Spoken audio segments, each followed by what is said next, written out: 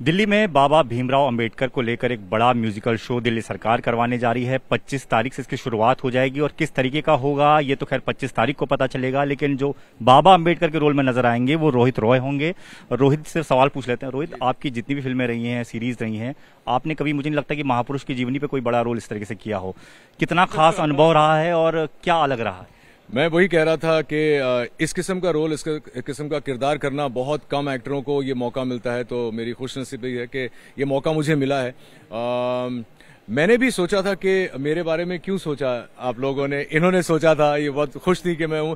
मैंने भी सोचा कि मेरी कद काठी उनसे मिलती नहीं है, लुक उनसे मिलता नहीं है, लेकिन जब मुझे कहानी बताई गई कि क्यों मेरे बारे में सोचा उन लोगों ने, तो मुझे लगता है कि अब ये मेरी रिस्पॉन्सिबिलिटी है कि हर इंसान जो यहाँ पर आए शो देखने के लिए, उनको ये मैं कन्विंस कर सकूं कि वो बाबा साहब को देख रहे हैं। जहां तक मेरे चैलेंजेस हैं, मेरे चैलेंजेस नॉन स्टॉप हैं इस शो को लेके। मैंने 300 करोड़ की फिल्में की हैं, लेकिन ऐसा कोई शो मैंने लाइफ में नहीं किया है। मेरे लिए चैलेंज ये है कि मैं आपको कन्विंस कर सकूं। जब यहाँ तो आप रोहित रॉय से बात कर रहे हैं, लेकिन कल जब आप आके शो देखेंगे आपको लगना चाहिए कि बाबा साहब आपसे बात कर रहे हैं। वो एक बहुत बड़ा चैलेंज था। जिस तरीके से वो बोलते थे, उस तरीके की हिंदी हम आज नहीं बोलते, तो वो हिंदी को मास्टर करना और फिर 2 घंटे के लिए वो करना एक साथ स्टेज पे, वो तो एक चैलेंज होता ही है। और तीसरी और सबसे अहम बात जो मुझे लगता है कि ये इस कहानी के द्वारा मैं लोगों को ये बताऊंगा कि भाई मेरी, यानी कि बाबा साहब की जिंदगी कहाँ से शुरू हुई, कहाँ खत्म हुई, जो अभी तक मैंने किसी चलचित्र या किसी शो में नहीं देखी है। तो ये दिल्ली गवर्नमेंट की बहुत बड़ी, I think the very very fantastic step, so that the आम आदमी also comes to know why he is the way he is today.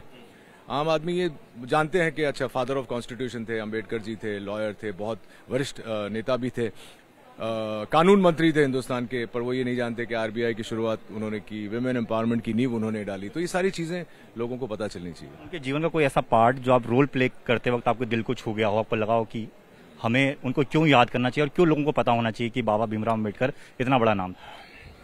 मेरा पर्सनल व्यक्तित्व ये है, पता नहीं मैं पता एक्सपोज कर रहा हूँ प्ले को कि नहीं, लेकिन जो एक सीन है बहुत इंपॉर्टेंट वक्त पे आता है उनकी जिंदगी में और प्ले में भी, जो गांधी जी के साथ उनका सीन है।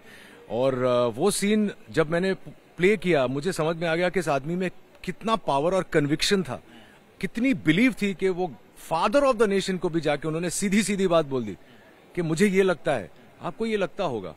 और जब पूना पैक्ट साइन करने गए थे, वो भी आप जब देखेंगे तो आपको पता चलेगा कि क्यों इतना मोमेंटस वो डिसीजन था उनका। वो जो डिसीजन था, वो उसकी एक तरीके से भरपाई कुछ लोग अभी भी कर रहे हैं, समाज के लोग। तो anyway, so that for me was the most emotional scene of the play. और ज्यादा कुछ नहीं कहूंगा, प्लीज आप लोग आके देखिए। हमारे साथ अतिशी भी हैं। अतिशी, ये बहुत इंपॉर्टेंट प्ले है, हालांकि 1 महीना पहले शुरू करना था लेकिन कोरोना की वजह से लेट हो गया है। क्या मैसेज देने की कोशिश है सरकार की और क्या उसमें आपको लगता है कि पॉसिबिलिटीज दिखती है? देखिए, आज जिस देश में हम रह रहे हैं, इस देश को ये रूपरेखा देने में बाबा साहब अम्बेडकर की एक बहुत बड़ी भूमिका है। आज जो इस देश में रहने वाले हर व्यक्ति को समान अवसर मिलता है, उसको देने में बाबा साहब अम्बेडकर की बहुत बड़ी भूमिका है। लेकिन शायद बाबा साहब के संघर्ष को हम नहीं जानते हैं कि वो खुद किस तरह से एक पूरे संघर्षपूर्ण जीवन से जीते हुए वो एक ऐसे स्तर पर पहुंचे जिन्होंने हमारे देश का संविधान लिखा। और हमें लगता है कि बाबा साहब के इस जीवन को हर इंसान को जानने की जरूरत है।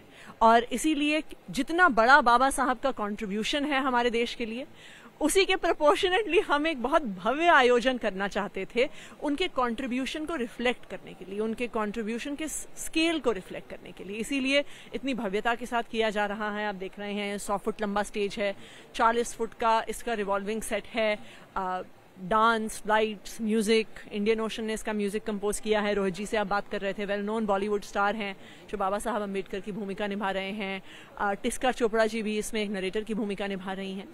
तो हमें ये उम्मीद है कि इसकी भव्यता के माध्यम से, क्योंकि ये एक एंटरटेनमेंट, एक म्यूजिकल है, उसके माध्यम से ये मैसेज घर घर तक, हर व्यक्ति तक पहुंचेगा कि बाबा साहब कौन थे और उन्होंने आज के हमारे देश को और हमारी जिंदगी को शेप देने में जो भूमिका निभाई। लेकिन विपक्षी पार्टियों की बात करें तो वो कह रही हैं कि चुनाव को ध्यान में रखते हुए इस तरीके का शो तैयार, हालांकि पंजाब चुनाव निकल चुका है, अब लेट शुरू हो रहा है, लेकिन आपको लगता है कि इस तरह के तर्क जो दिए जा रहे हैं वो सही है? देखिए, आरोप तो कोई कोई लगा सकता है। कोई ये भी लगा सकता है कि हमने दिल्ली के सरकारी स्कूल ठीक किए क्योंकि हमें चुनाव जीतना था। कोई ये कह सकता है कि हमने दिल्ली के सरकारी अस्पताल ठीक किए क्योंकि हमें चुनाव जीतना था।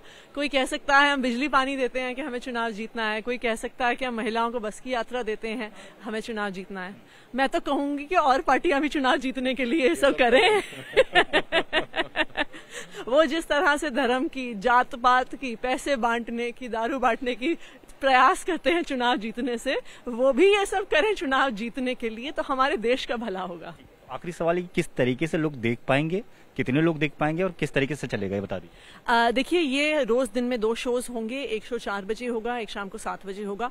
2000 लोगों की कैपेसिटी है जवाहरलाल नेहरू स्टेडियम की, लेकिन कोविड प्रोटोकॉल्स की वजह से 1000 सीट्स हर शो में ओपन होंगी एज ऑफ नाउ। अगर डीडीएमए की गाइडलाइंस चेंज होती हैं तो हम वो भी बढ़ा देंगे। ये शो, इसके 50 शो होने थे, पर किस तारीख तक चलेगा ये उस पर डिपेंड करता है कि एमसीडी का मॉडल कोड ऑफ कंडक्ट कब लगता है। के लिए तो ये रोहित रॉय थे, साथ में अतिशि थी। दिल्ली सरकार की ने तैयारियां बखूबी की हैं और कोशिश ये है कि बाबा भीमराव अंबेडकर का जो जीवन है वो जीवन लोगों के सामने रखा जाए। कोशिश ये है कि रोजाना 2 शो किए जाएंगे। 25 फरवरी से शुरू हो जाएगा, 12 मार्च तक चलेगा।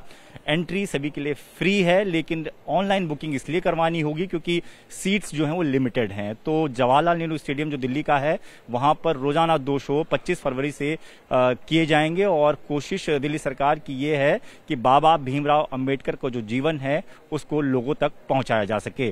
कैमरामैन राजेंद्र सिंह के साथ दीपक सिंह रावत, एबीपी न्यूज, दिल्ली।